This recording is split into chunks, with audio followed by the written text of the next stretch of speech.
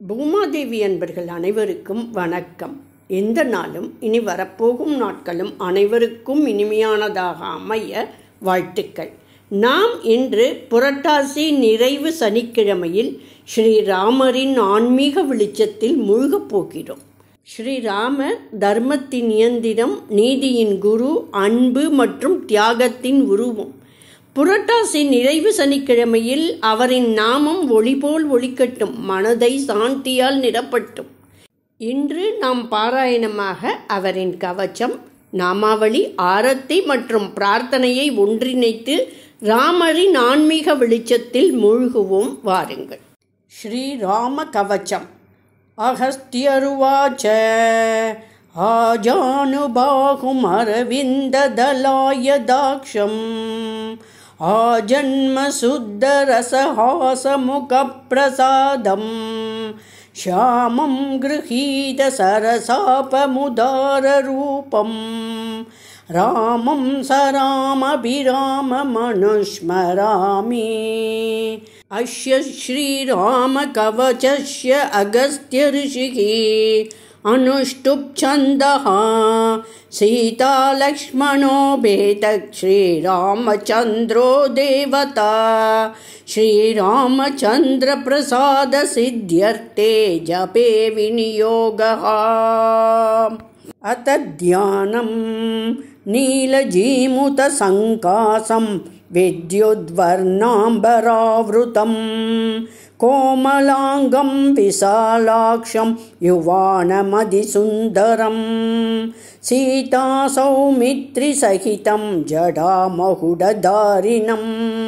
சாசிதூண தனுர்பாணபாணிம் தானவமர்தனம் யதா சோரபயே ராஜபயே சத்ருபயே ததா த்யாத்வா ரகுபதிம் கிருத்தம் காலானலசமப்ரபம் சீரகிருஷ்ணாஜினதரம் பஸ்மோத்தூளித விக்கிரகம் ஆகர்ணாகிருஷ்டவிசிககோதண்டபுஜமண்டிதம் ரணே ரிபூன் ராவணாதீம்ஸ்தீஷ்ணமார்கணவ்ருஷ்டிபிः சம்ஹரந்தம் மகாவீரமுக்ரமைந்திரரதஸ்திதம் லக்ஷ்மணாத்யைர்மகாவீரைர்வ்ருதம் ஹனுமதாதிபிः சுக்ரீவாத்யைர்மகாவீரைர்சைலவ்ருக்ஷகரோத்யதைः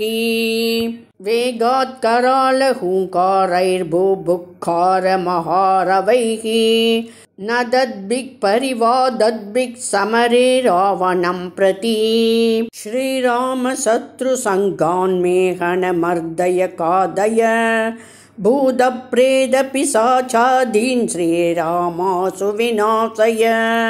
ஏவம் தியாத்வா ஜபேத் ராம கவசம் சித்திதாயகம் சுதீக்ஷ்ண வஜ்ர கவசம் ஸ்ருணு வக்ஷ்யாம்யனுத்தமம்.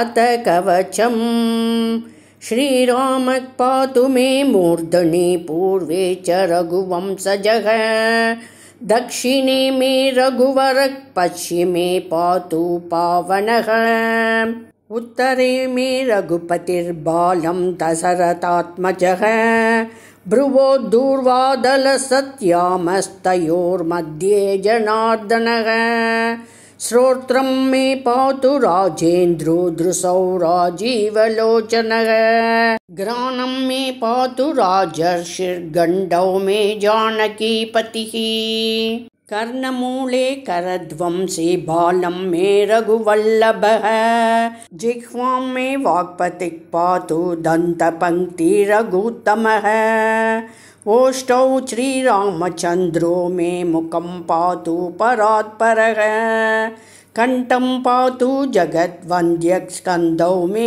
ராவணாந்தகः தனுர்பாணதரக் பாது புஜௌ மே வாலிமர்தனः சர்வாண்யங்குலி பர்வாணி ஹஸ்தௌ மே ராட்சசசாந்தகः வக்ஷௌ மே பாது காகுஸ்தக் பாது மே ஹிருதயம் ஹரிः स्तनौ सीतापतिः पातु पार्श्वं मे जगदीश्वरः मध्यं मे पातु लक्ष्मी सोनाभिं मे रघुनायकः कौसल्ये यः कटी पातु पृष्ठं दुर्गतिनाशनः गुह्यं पातु हृषीकेशः शक्तिनी सत्यविक्रमः ऊरु सार्गधरः पातु जानुनी हनुमत्प्रियः जङ्गे पातु जगद्व्यापी पादौ मे ताटकान्तकः सर्वाङ्गं पातु मे विष्णुः सर्वसन्धिननामयः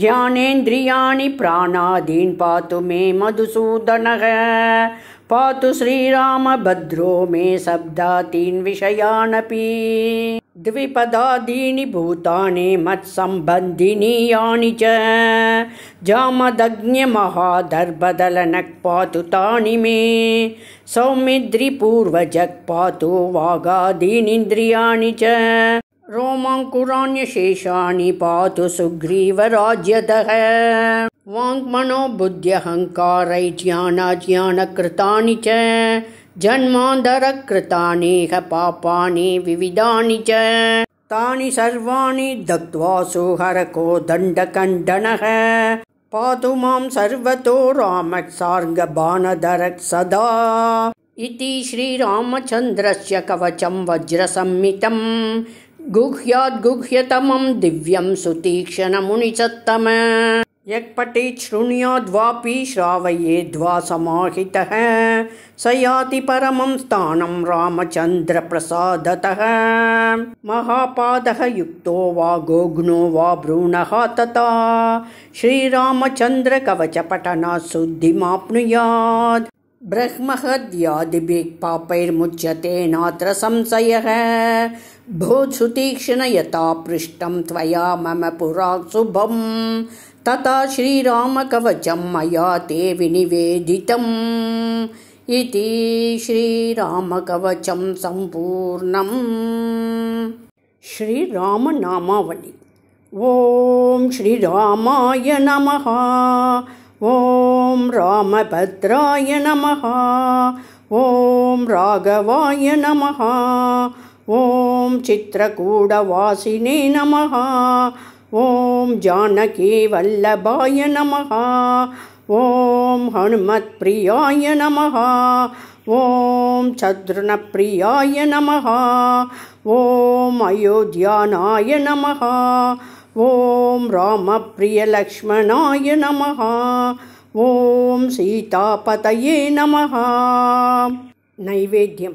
ॐ श्रीरामाय नमः। इदं नैवेद्यं समर्पयामि। आरति। जय जय राम जय राम जय जय राम सीताराम जय राम जय जय राम பக்தன் மனதில் விளங்கும் ராமா பரமாத்மா நீயே ராமா. நமஸ்காரம் மற்றும் பிரார்த்தனை. நமோ ராமாய சீதாபதயே நமோ நமः. அனுக்ரகம் பிரசாதம் பவ்யம் மங்களம் தியோ நமோ நமः. ராமநாமம் சொல்லும் நாவே பவித்ரம். இன்று நாம் பக்தி கொண்டால் ராமர் தர்மம், கருணை மற்றும் சமாதானம் கொண்டு அனைவரின் வாழ்க்கையையும் ஒளிரச் செய்யட்டும். ஜெய் ஸ்ரீராம்.